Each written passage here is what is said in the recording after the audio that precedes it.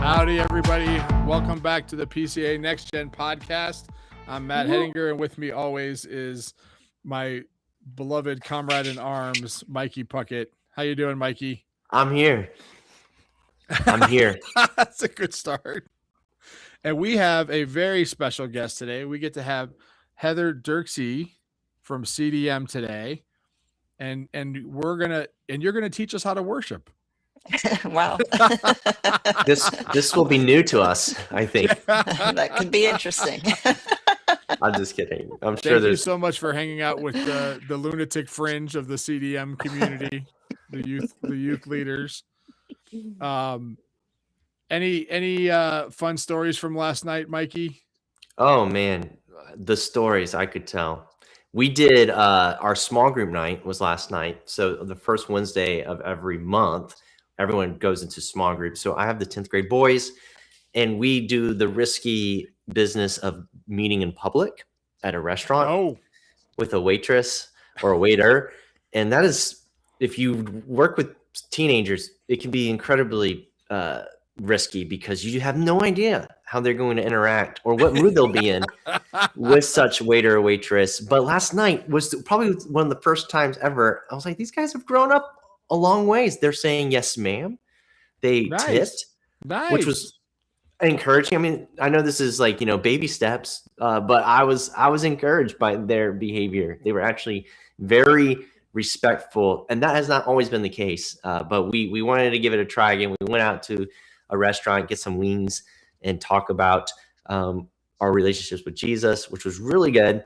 And actually, one of the kids, both of these kids in this group, this is actually like, for once, a good story. But both of them just got baptized 2 weeks ago. So we had two of those 10th grade boys baptized, which is super encouraging.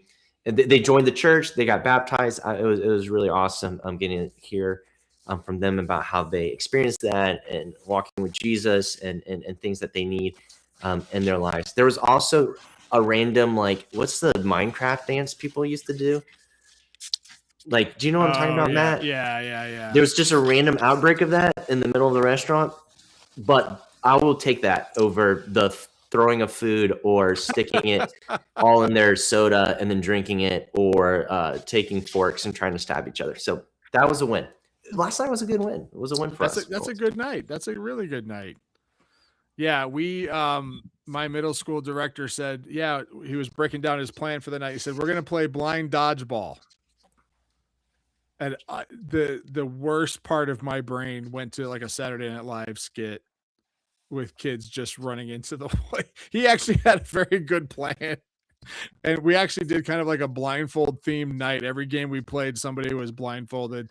Was Jesus healing the blind man in the preaching? Was there like a tie there? No, that was just random. Let's be blind. No, let's just blindfold everybody. But but my brain could not get past like kids just running full tilt with a ball in their hand and blindfolded it into a wall. That didn't happen, but that's just when he said that, my visual brain went there.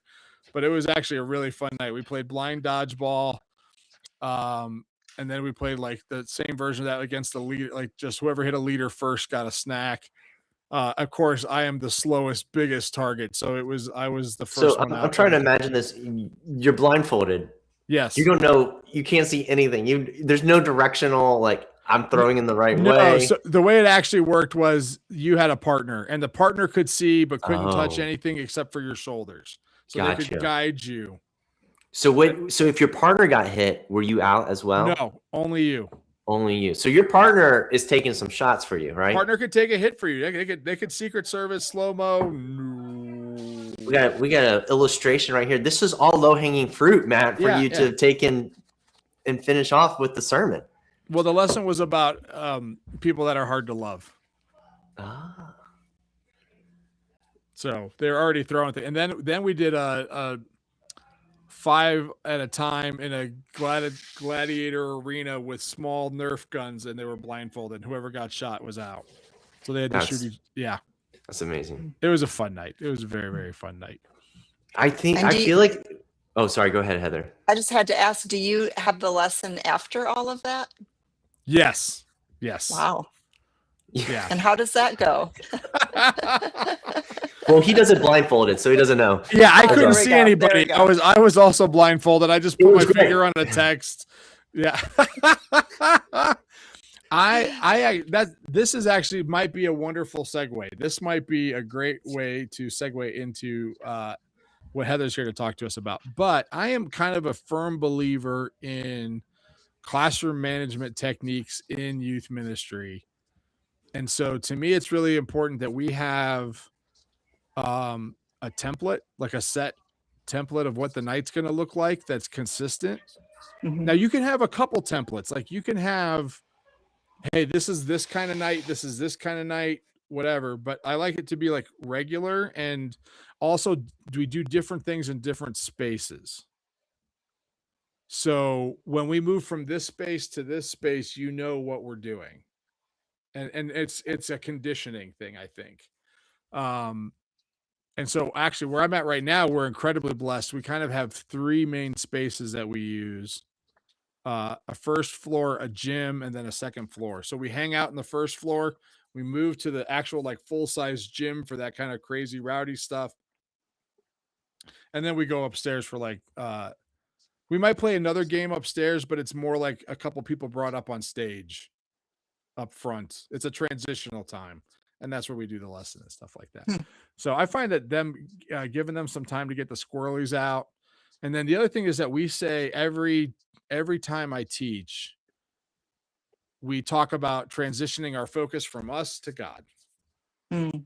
Like that's kind of what we're, now's the time where we shift our focus from us to God. So we entertain ourselves.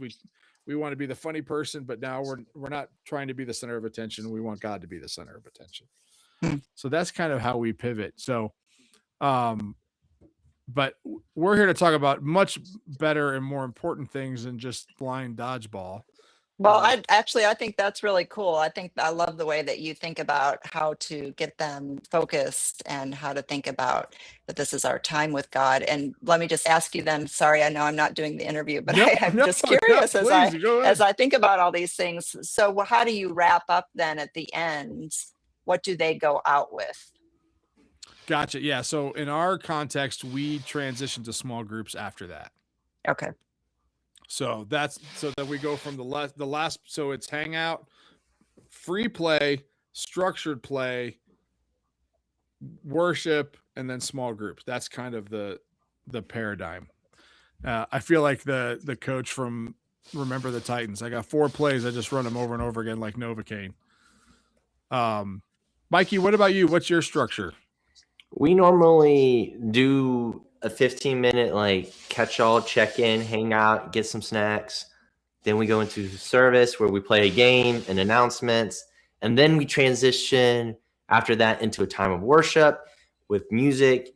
And that does not go well for Seven Rivers. So we're all ears for how to fix our problems. It usually involves adults entering the room and sitting with kids to calm them down and make them behave. And it usually involves me frequently and often separating groups of humans constantly. Wait, did I make us? That 100% happens with us. That's still we still have to like rein in the yeah. Well, that's encouraging. And then we speak, we do a little sermon, and then we move into small group time for middle school. High school, you just kind of circle with your group, just whoever you want to be with, and then we give them like a takeaway sheet where they write down a takeaway. And then because high school has totally separate small groups offsite during the month, that's separate from it. So that's usually kind of what it looks like for us. And then we for high school, we feed them cereal at the very end, so they just hang out and eat cereal at 9 p.m. at night. And then middle school, they play. We have like an open gym kind of vibe where it's just like go crazy until your parents are brave enough to walk in here and grab you. So it does, like some kids play dodgeball, some kids play basketball, some kids throw the football. It kind of has that like classic PE open gym like experience. But that's what we do. That's awesome. And can I ask both of you, how do your students feel connected to the entire body? are there ways that they feel like, I know that I am not just part of this youth group, but I'm also part of this church and I'm a vital part of it? And if you sense that they feel that, how do you think they get that? We probably don't do it enough or well enough. People, like, we invite them to church at youth group. So like we're up there, like that's the first announcement is we tell them when church is. A lot of our kids actually aren't from Christian homes because we have like a school attached. So it's a missional school. You don't have to be a Christian to go to school there. So we are really inviting them for the first time to come sit with us at church. And usually we'll send a text to them saying, hey, you should come and sit with me. We're sitting over here. There is like my presence as a pastor is probably as good as it possibly can get in the sense of like I'm there. And then our adult leaders who are members of our church, when they do the small group time with the kids, are able to build that connection. Then we have this thing called Camp Seven Rivers. And this might be, actually, this is probably the best thing that we do all summer. We do 6 weeks. It's like a 9 to 5 camp or 8 to 4, I think, for kids in the community to come and as a form of like, kids are out of school. Parents need them to land somewhere during the day. But our middle schoolers, like 60 of them run it, with high schoolers. So our whole youth group like jumps in there and participates. It's at church. It's in the nursery area, children's ministry area. It's every day. And they do that for 6 straight weeks. So that is probably where they feel like they have the most mission and participation in the church. And then they do like kids that are part of our church will do ushering in middle school ministry, and in high school ministry, they'll work in children's ministry where they lead small groups of little kids in the children's ministry. Like we have like little kid small group versions that they'll have that the high schoolers are actually in charge of. So that is probably the best way it happens, but I don't think we're doing the greatest job at times of making our church feel like high schoolers and middle schoolers are like vital. I love that word vital because it's true. They're not the next generation. They are the church right this second. So Yes. And I need them in worship just as much as they need me as well. So Yes. I'm desperate to hear their voices and their walks with the Lord as much as they need to hear mine. Amen. Mm-hmm. I'm still new at this context, but what's interesting to me is that we do Sunday school after church. We call it communities. And so everyone comes to worship and then they go. And I've been in just several different contexts and I've seen that play out different ways. And there's been lots of times where like the kids will, especially in Miami, they would come to the family would come to the earlier service. The parents would go to worship. The kids would go to Sunday school. And then especially like in South Florida where it's always nice and it's always sunny, boom, they're out the door to the boat, to the, whatever the activity is.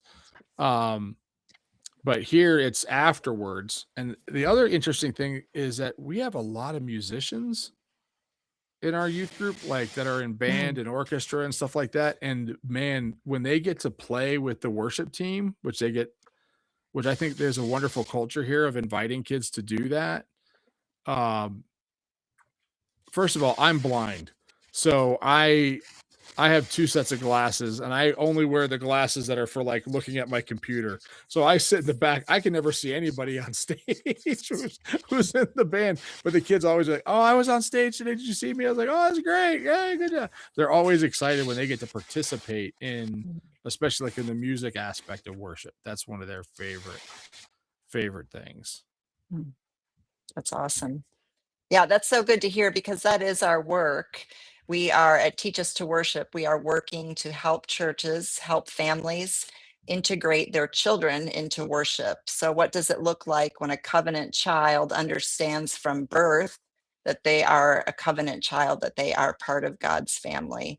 And how do we help children all through? And I think as we work to help young children and think through what would allow them to actively participate in worship and also know that they belong to these people, that they're part of the family. I think as we work through that, then that helps as they get into youth to think, okay, if we can help give them the solid foundation of this is who we are. We are God's family. That just helps them as they go through middle school and high school. I interviewed some kids up at Covenant College yesterday and just asked them some questions just about their formation in church and what it would mean to them. I asked them, as you graduate, what will it look like if you go to a church and you're on your own? What would it take for you to feel like you belong and that you're a vital part to this church? And they all said, we want the relationships with people. We want people to know us. Every story that they told was about some older person that noticed that they were going on a mission trip when they were in youth group and reached out to them, or some people that were praying for them when they went to college, or a college church that went out of their way to make sure that they met them personally and engaged them in their church at that point. So it was encouraging to hear them say, the church is important to us. And it was challenging to think, so how do we help these children know they belong in a way that they're needed? That me as a 53-year-old, I am missing something if they're not with us. All the way through, how do we help children and families and churches know how to help children participate?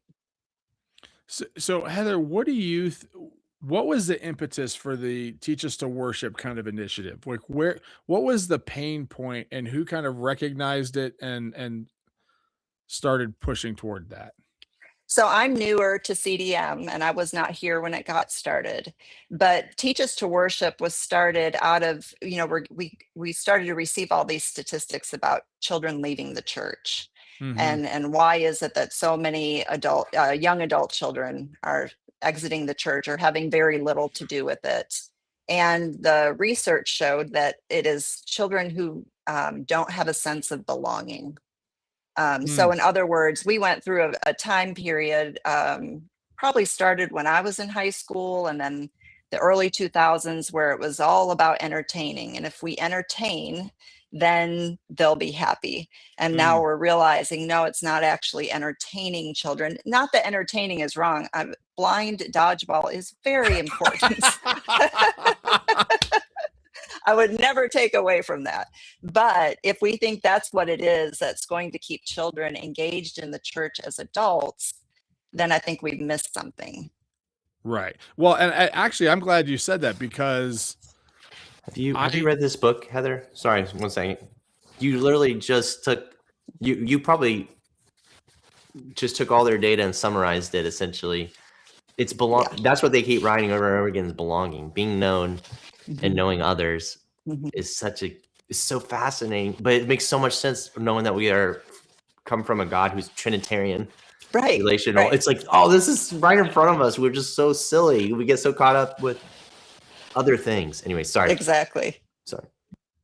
No, I was going to reinforce that too. Like the statistics that I've read is that it takes 5 adults to keep a kid in the church.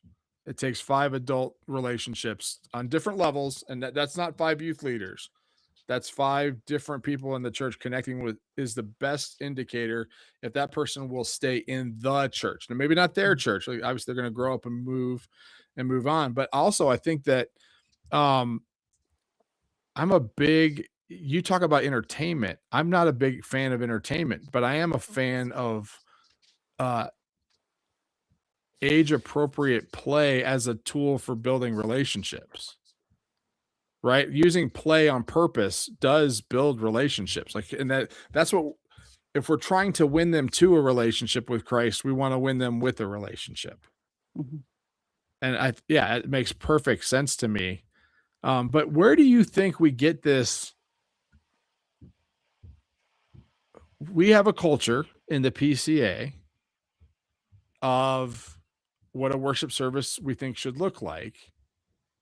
And it's evolved into this thing of it being a lecture or something that we go and consume, that it is, we're going to go into the room with the smartest guy who's going to tell us the smartest stuff from the Bible. How does that, maybe you can't answer where that came from, but like, how does that affect what we're trying to do with engaging children and making them feel like a part of the covenant community?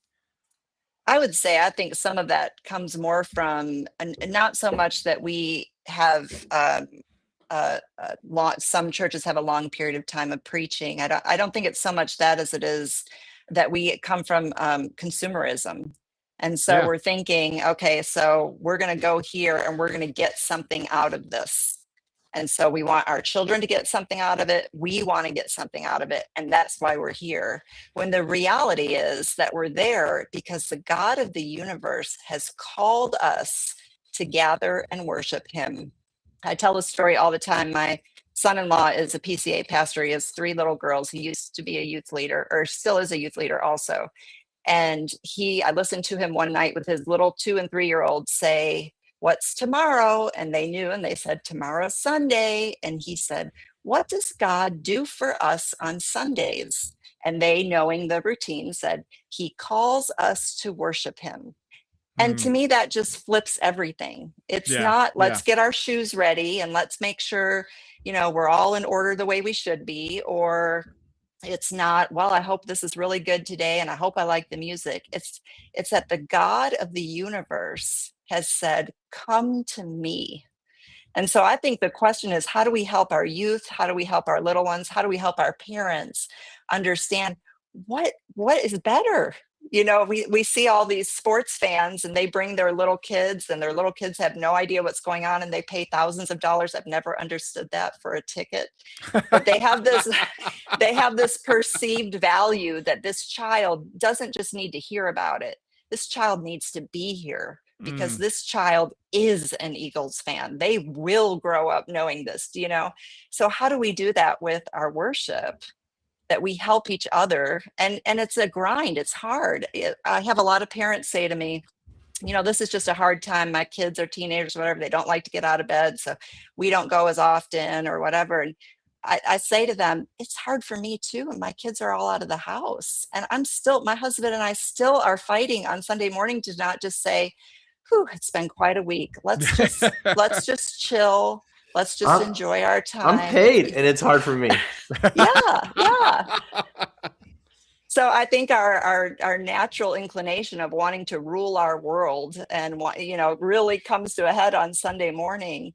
But when we can come together and remind each other, God has called you. You are so important that God wants you to be with his people and come into his throne room.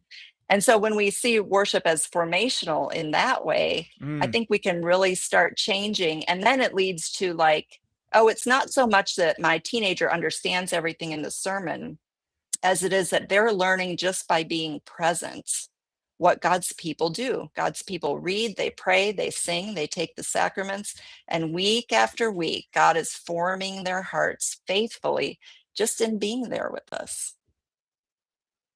Yeah, I mean, I think it's incredibly difficult to not evaluate the worship service based on what do I get out of it. And, I want to listen to this very well-trained, very articulate, gifted, talented person talk to me, and I want to hear it. And so I think that one of the things that I've been in several different contexts, and I've seen the whole spectrum, right? So I was attending a church where the pastor said every Sunday, "We believe children are a blessing from God. If you hear children laughing, crying, yelling, playing in the service, that is evidence that God has blessed us, and we want to hear that." I've heard that end of the spectrum, and I've also heard behind closed doors, kids are a distraction in the service. I don't want children in the service. I want children's ministry executing during the service so that they don't distract the parents from learning. I've heard both of those spectrums. Do you guys have a sense of where we're at kind of across the board? How many churches are on one end of the spectrum or the other? Does that make sense? It does. I don't know that I could say, if we lean one way or the other. I think it varies from church to church and people to people. And even in a church that says you're welcome, it can still vary, because you can then have a family that struggles to have their children in, and you can start leaning towards older people that then don't want to have children in because they're used to it being quiet. And sometimes older people too, it's not that they're just trying to be crabby, they honestly can't see and hear. And so Right, then right. right, so I mean, the intergenerational aspect of our worship is tough, and it's just something we are always going to be working through. We are not going to arrive until Jesus returns, but that raises all the ways that how can we work to help all the people in our congregation be able to worship. Yeah. And so how does teach us to worship, walk us through the steps that you would encourage a church? So let's say I am a pastor of a church and we are traditionally no kids in the service, and we have a very kind of austere environment. How would you help me walk my congregation through that process? So we're just starting a phase where we're helping churches. We're walking alongside them and partnering with them. And we right now have 10 churches that we're working with, and creating ways for them to be more welcoming to children and more intergenerational in their worship. So there's a lot of different factors. The first thing that we always start with is, let's start with the philosophy of children in worship. We created a template with the denominational leaders. We have that on our website. And that's where we encourage everyone to start to create their own philosophy of worship. Because if you have a foundation, then that helps you as you make decisions and as you train parents. So for example, a church that I was in had a very small sanctuary and just blew up. So many people coming, they added another service, and they had to add that service on top of Sunday school. So both were going on at the same time. And sure enough, we lost 30% of kids from ever going to church because they just went to Sunday school because their parents dropped them off. If they had had a philosophy statement, that would have helped their session as they made the decision. They might have still had to make the same decision. Those decisions are super hard. There's a lot going on. Oh, yeah. Yeah. But maybe in that decision, they would have said, we have to do this, but now we're going to go to every single family with elementary children and middle school and high school children. We're going to tell them the benefits of their children being in worship and going to Sunday school. Do you know what I mean? So, Yeah. so it's things like that. We start there.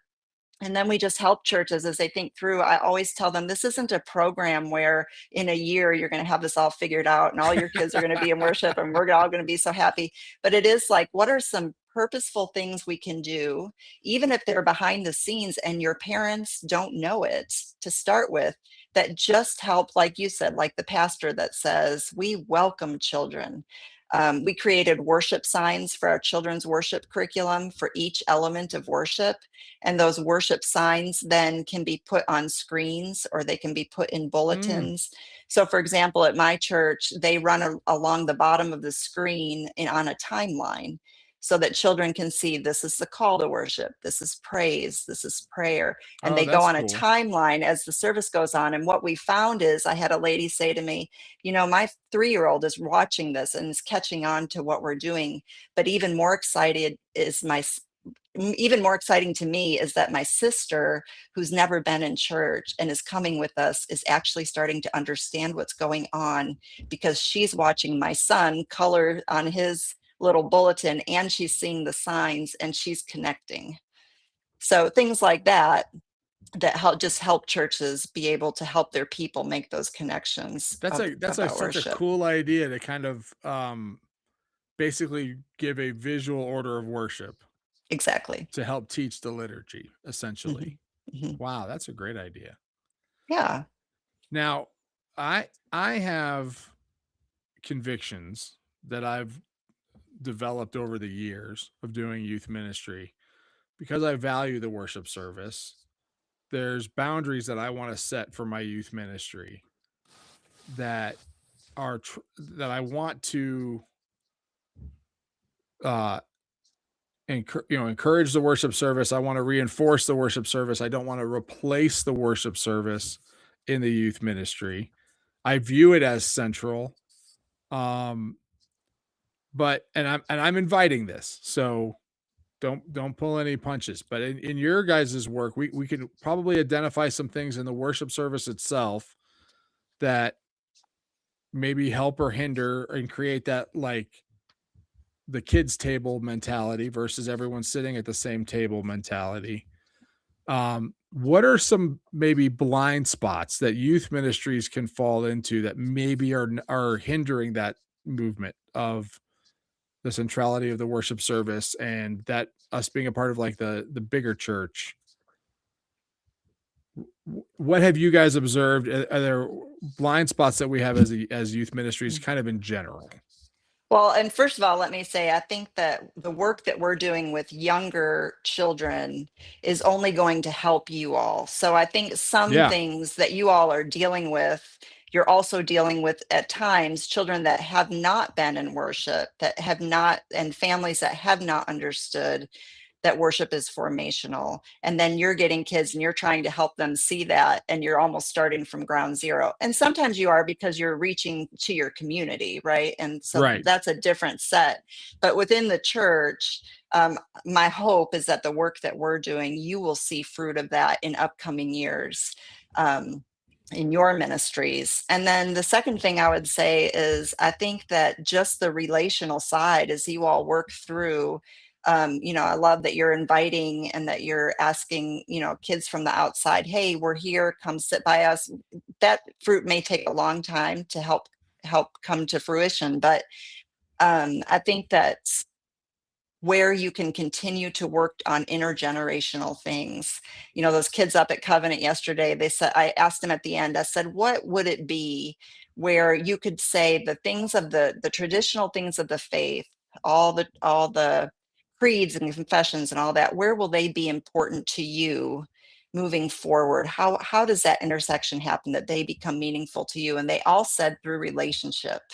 And then I said, but you all also, correct me if I'm wrong. And they said, no, you're right. You don't want programs. So if you don't want programs and yet you're looking for these relationships, how does that happen? And one girl said, food. And I was like, yes, exactly. So to me, your blind spots would be, where are there places that you can see yourselves as connectors to? So your focus is these kids, but then where are you the connectors to people like me and my age, that you would say, hey, Heather, I know you like the Dave Matthews Band, and this kid is a great guitarist. Would you take him to lunch after church? Or would you come listen with me? I'm going to their concert. Will you come with me to support them? And helping older people connect to younger people, whether it be through something like that or through, hey, we're going to have a meal with 6 kids at a time. I mean, you said that you took your kids last night to a restaurant and they made it. So is there a way, when you do that at some different time, that you could invite a different generation with them, and that those people could then, because as we said, we need those kids in our lives. So, and then that helps the kids connect. Oh, this person outside of my generation, whether they be 5 years older than me or 50 years older than me, they care about me because I'm part of God's family. So would you say that it's primarily relational as opposed to structural that are creating some of the barriers for kids coming in? I think from when I talk to kids, it seems like they're looking for those relationships, especially in these kids that went through COVID at such a pivotal time. Oh yeah. They want relationship and they're not sure how to do it. So when somebody outside of their context actually cares about them, that goes a long way. And that's not to say all the other things aren't important. We have to teach them God's word. We have to, all the things. But I think when it's connected to relationship, that they know that they are valued because of who they are, that goes a long way. Mikey, you got anything you want to throw in?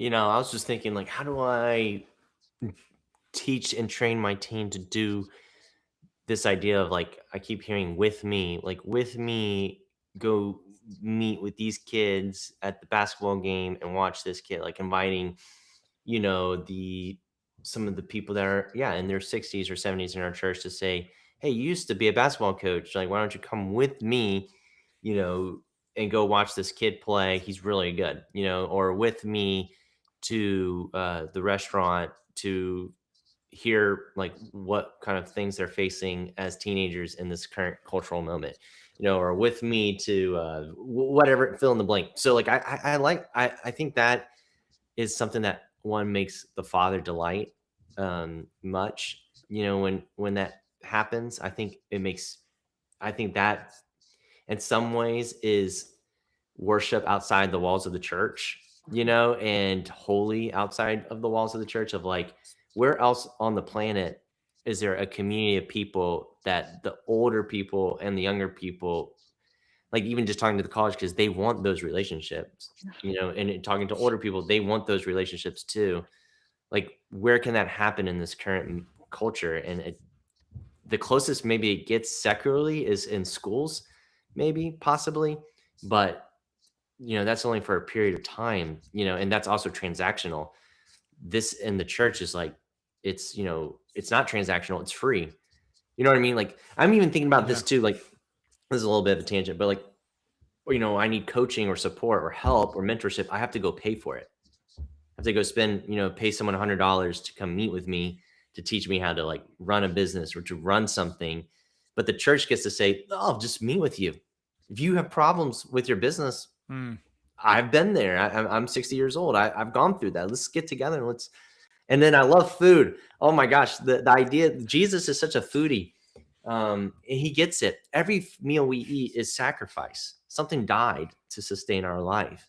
And so of course that's like relational and connected. Like when we share that together, it's like, it's so good to sit down, and we don't see it now in our culture. We would have understood it 100 years ago a lot better, because we would have known the chicken that was killed that we're eating. You know what I mean? It would have been,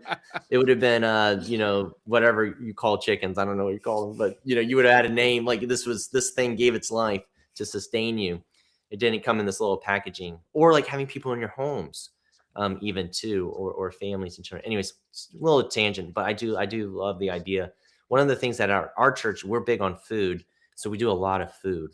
Mm-hmm.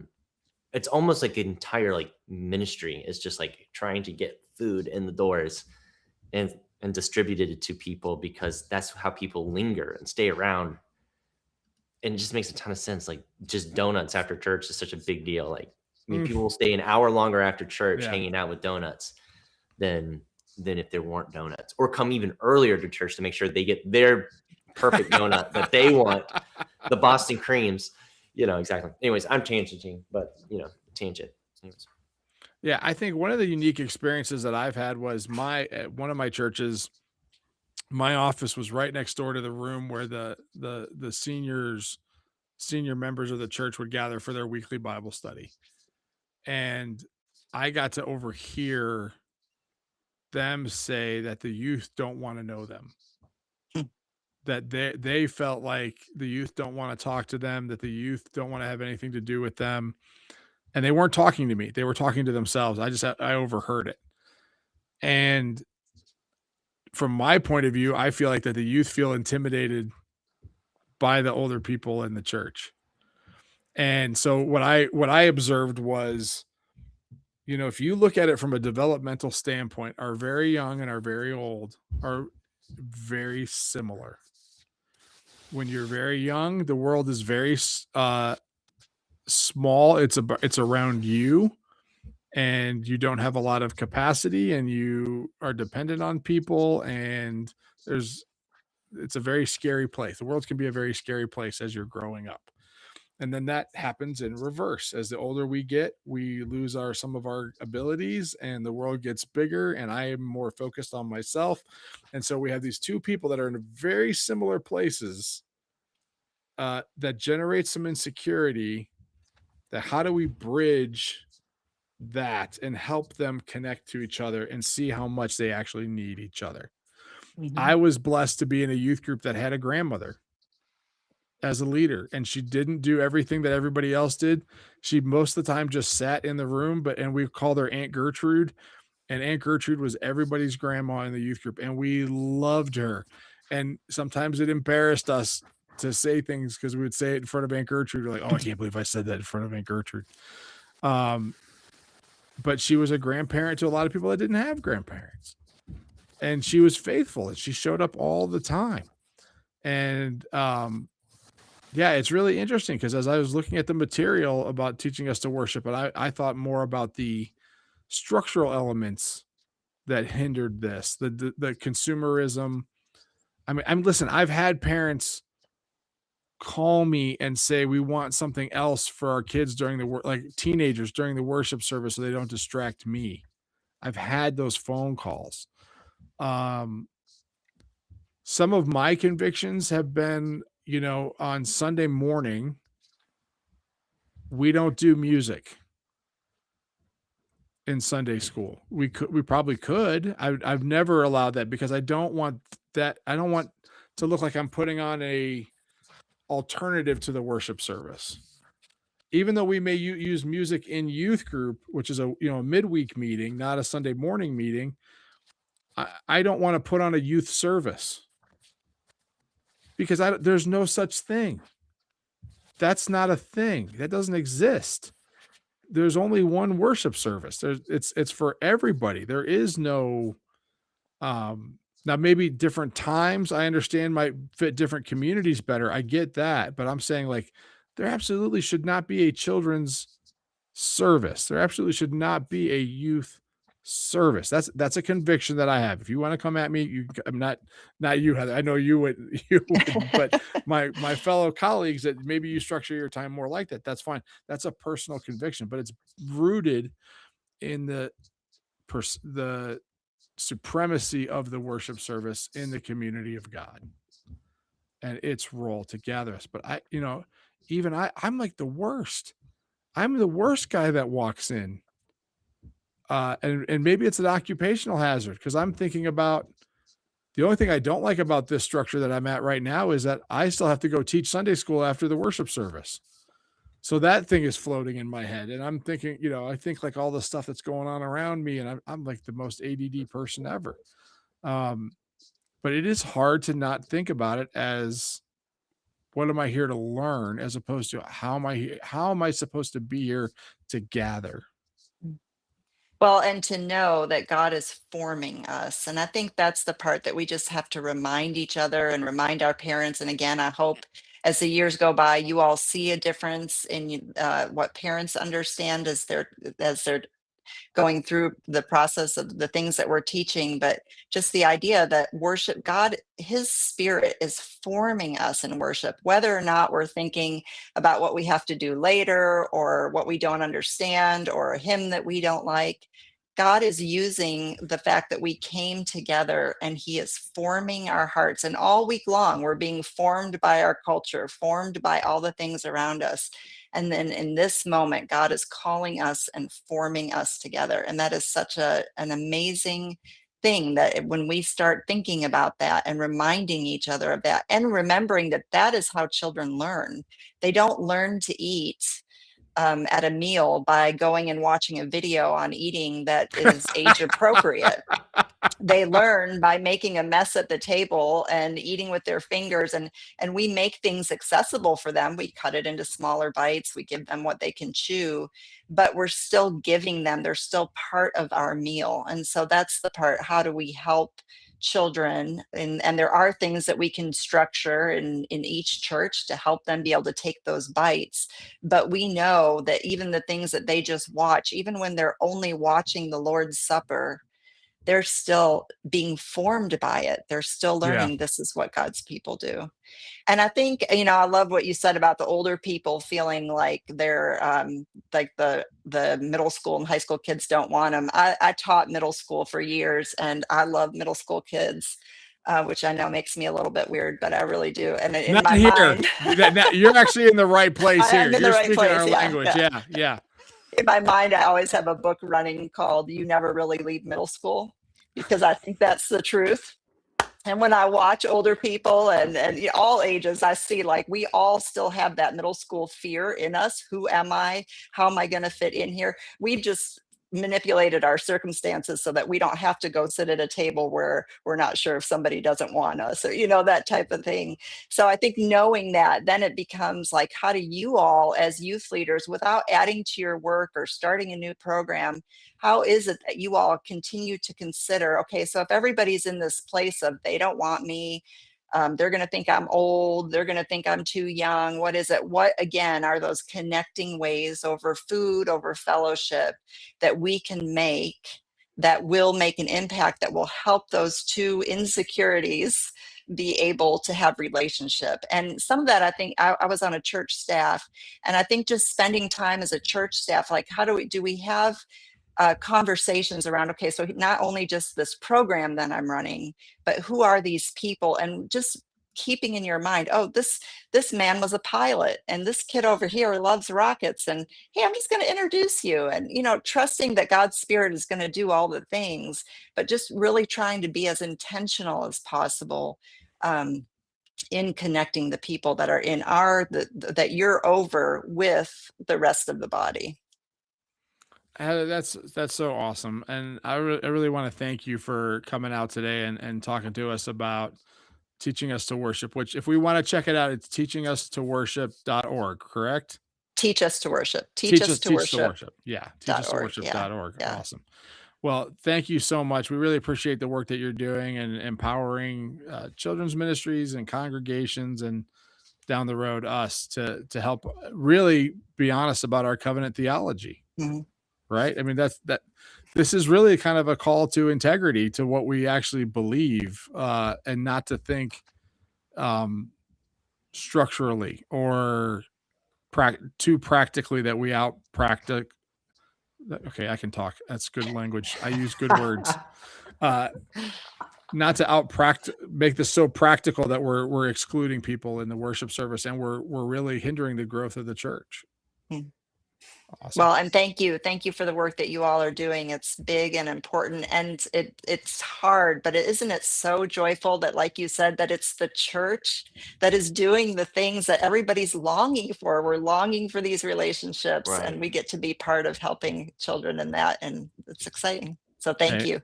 Awesome. Amen. Mikey, would you close us in prayer? Yeah, I would love to. And Heather, coming back to even just it's what we vowed in our covenant membership, right? We have our church stand up, and they have to say, I do, to, will you raise this child, up in the ways. And it's just, I don't know. Those moments are really, really sweet, because it's I'm one of those kids, who was raised up by not just my parents, but by many. It's right. One of the precious things specifically about, and what I think is beautiful about the PCA, is that we value it enough to make it part of our vow to one another, commitment, relationship, connection. It's I will do this on your behalf and with you. So, all right, let me pray. Father, thank you for Heather and the work that she's doing, and what you've called her to, and just the clear gifting that you've given her in that. I pray that you would be with her throughout the rest of her day, that she would encounter you in moments of worship, through the relationships that she has, not only just with us, but with others in her community. God, I pray you would bless CDM, bless the church, bless the PCA. Father, we desperately need you, and we love you, and we couldn't possibly make it another second without you. In your name, amen. Amen. Thank you guys so much. God bless you guys. Thanks for joining us today. Thanks for watching and listening, and we will see you next week.